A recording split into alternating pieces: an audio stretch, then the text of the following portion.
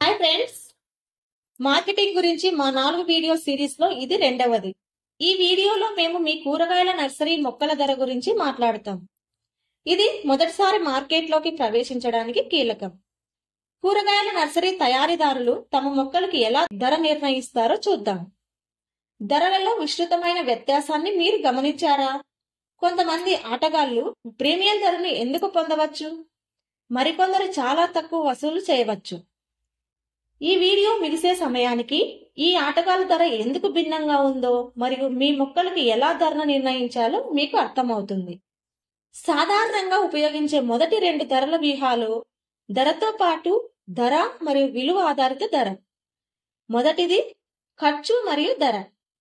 లాభాల మార్జిన్ను నిర్ధారించడానికి వస్తువుల ధరకు మార్కెట్ను జోడించడం ఇందులో ఉంటుంది. ధరపై పోటీ పడుతున్నప్పుడు ఈ పద్ధతిని ఉపయోగించండి. ధర సున్నితమైన సామూహిక మార్కెట్ను విక్రయించడానికి ఇది అనువైనది.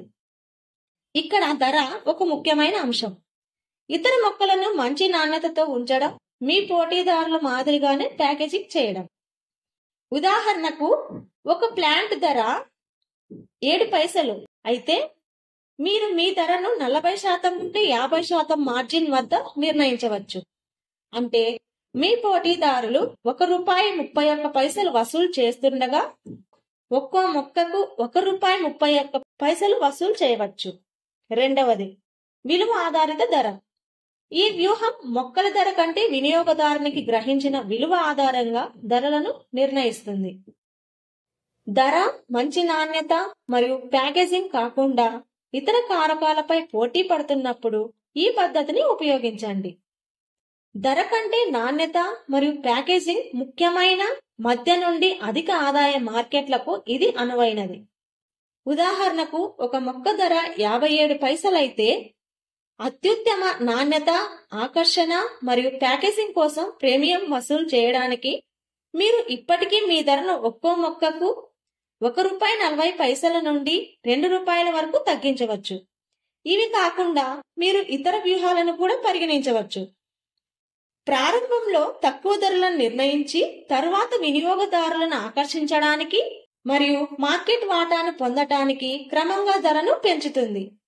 ప్రారంభంలో కొత్త మరియు ప్రత్యేకమైన మొక్కలకు అధిక ధరలను నిర్ణయించడం, తరువాత పోటీ పెరిగే కొద్దీ వాటిని తగ్గించడం. 1000 మొక్కలను కొనడం ద్వారా 20 మొక్కలను ఉచితంగా ఇవ్వటం వంటి మానసిక ధరలను ఉపయోగించడం. ప్రతి మొక్కను ఒక్కొక్కటిగా కొనుగోలు చేయడం కంటే తక్కువ ధరకు అనేక రకాల మొక్కలు మరియు కట్టలను అందించడం. ప్రీమియం నాణ్యత లేదా ప్రత్యేకతను సూచించడానికి పోటీదారుల కంటే ఎక్కువ ధరలను నిర్ణయించడం. మార్కెట్ డిమాండ్, పోటీ మరియు ఇతర కారణాల ఆధారంగా ధరలను నిరంతరం సర్దుబాటు చేయడం. తరువాత మీ మొదటి నమూనాను సిద్ధం చేసి మీ సంభావ్య వినియోగదారులను వారు మీ మొక్కలను ఎంత చెల్లించడానికి సిద్ధంగా ఉన్నారో అడగండి.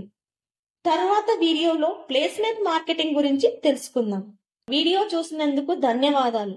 మరిన్ని వీడియోల కోసం వ్యాపార కోచ్ ఛానల్ కు సబ్స్క్రైబ్ చేయండి.